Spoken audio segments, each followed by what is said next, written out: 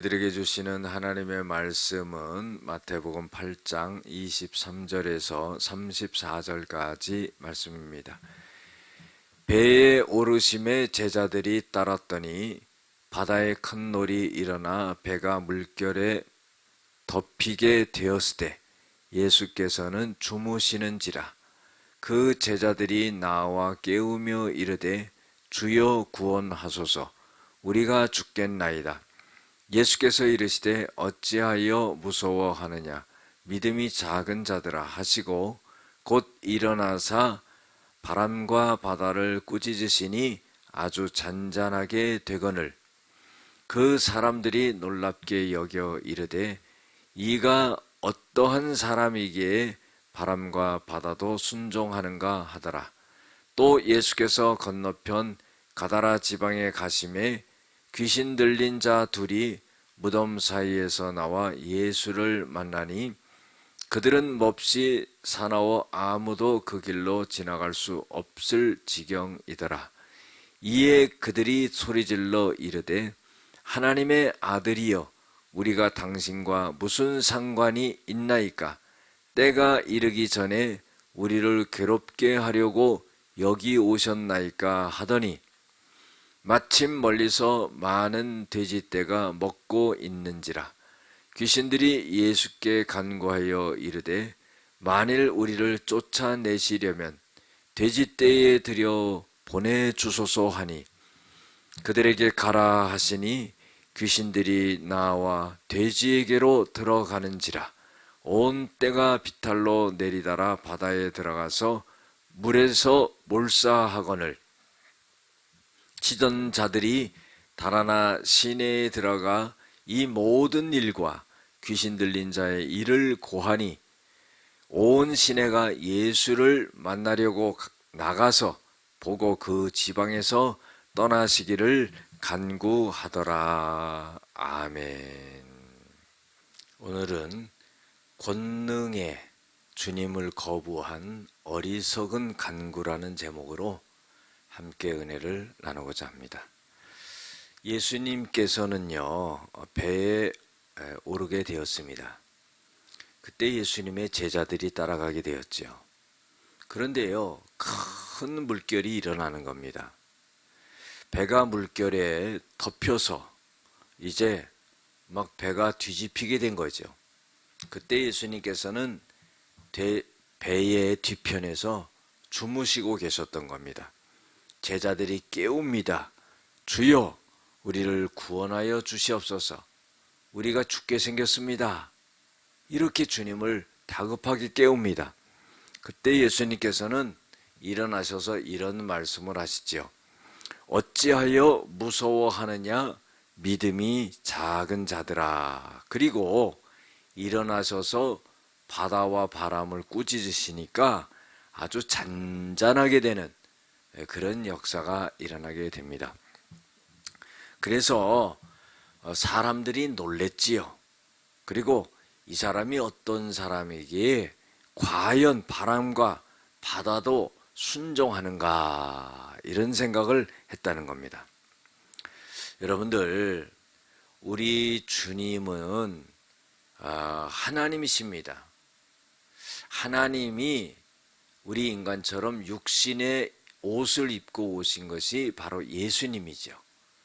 이 예수님이 바로 하나님이시라는 거예요.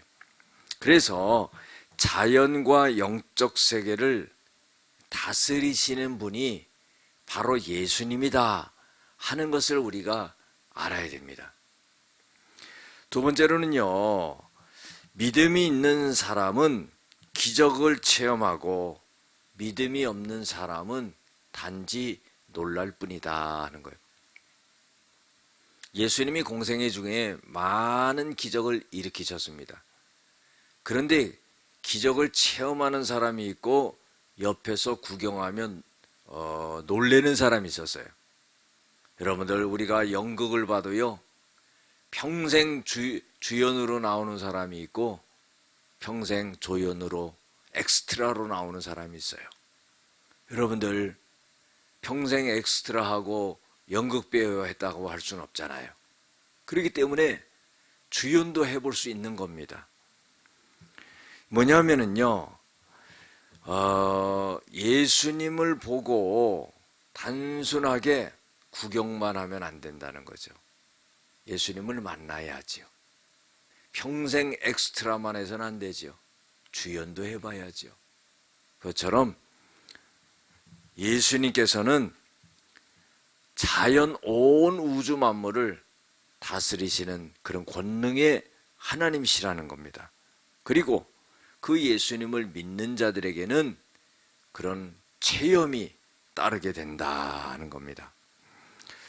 그 다음에 28절부터 보면은요, 예수님께서 가다라 지방에 가시게 되었습니다.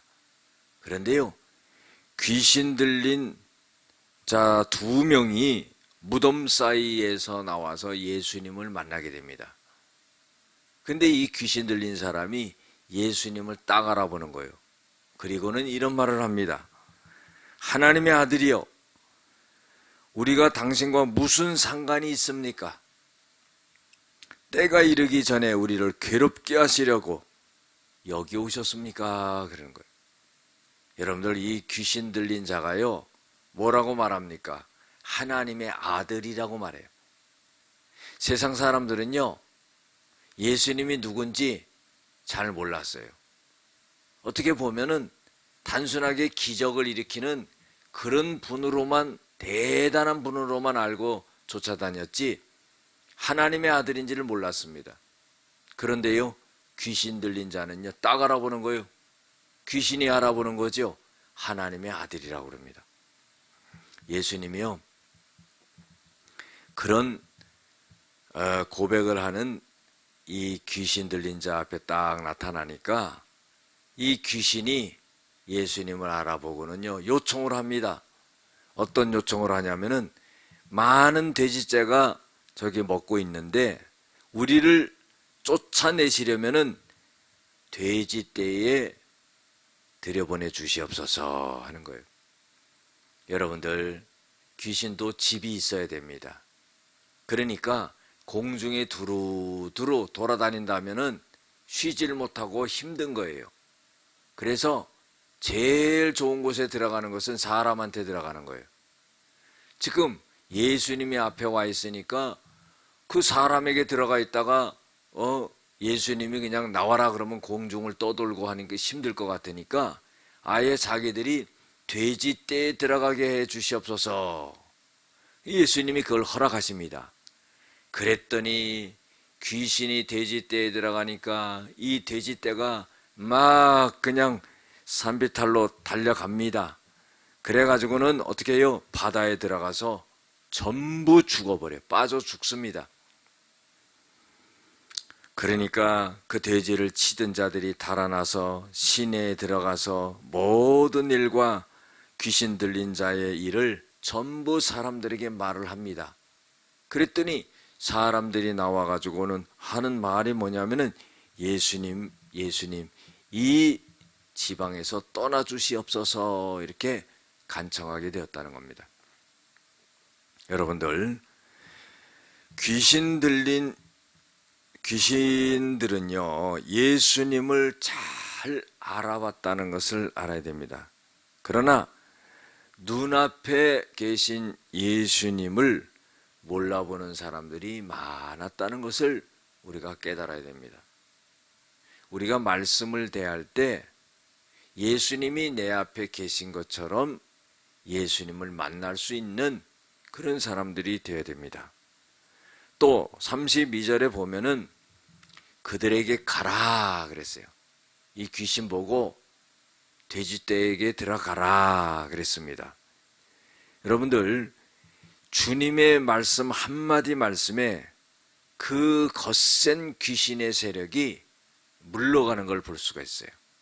그래서요, 우리가 하나님의 말씀으로 무장해서 성령으로 충만해서 이 귀신의 세력, 마귀의 세력을 쫓아야 된다는 것을 우리가 알아야 된다는 겁니다. 마지막으로요, 34절에 보면은 귀신의 세력을 물리쳐 주신 주님을 돼지떼가 전부 죽음으로 인해 가지고 이 사람들이 경제적으로 굉장한 손실을 보게 됩니다.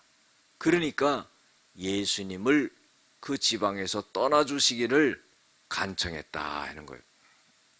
여러분들, 돼지떼를 다 잃어버리고 경제적으로 손실이 있다 할지라도요, 그 귀신의 세력을 내어 쫓는 것이 더 값진 일이지, 경제적으로 손실을 보았다고 예수님을 떠나라고 한다면은요, 그거 되겠습니까? 여러분들, 우리가요, 눈에 보이는 것만 쫓아가서는 안 됩니다. 영적인 것을 귀하게 여기고 그걸 간직할 수가 있어야 되는 거죠. 만약에 예수님이 오시지 않았다고 하면은 이 귀신의 세력이 그 지방을 다 휩쓸었을 것입니다. 영적으로 그들을 다 지배했을 것입니다. 그런데 단순하게 경제적으로 손실이 있다고 해서 예수님을 떠나게 요청했다는 것은 참으로 어리석지 않을 수가 없다는 겁니다. 기도하시겠습니다. 사랑과 은혜가 많으신 아버지 하나님, 우리 주님은 영적인 세계를, 자연을 온전하게 다스리시는 분인 것을 우리가 알게 하여 주시고, 우리가 주님의 기적을 체험하며 믿음 있는 사람으로 나아갈 수 있게 도와주시옵소서.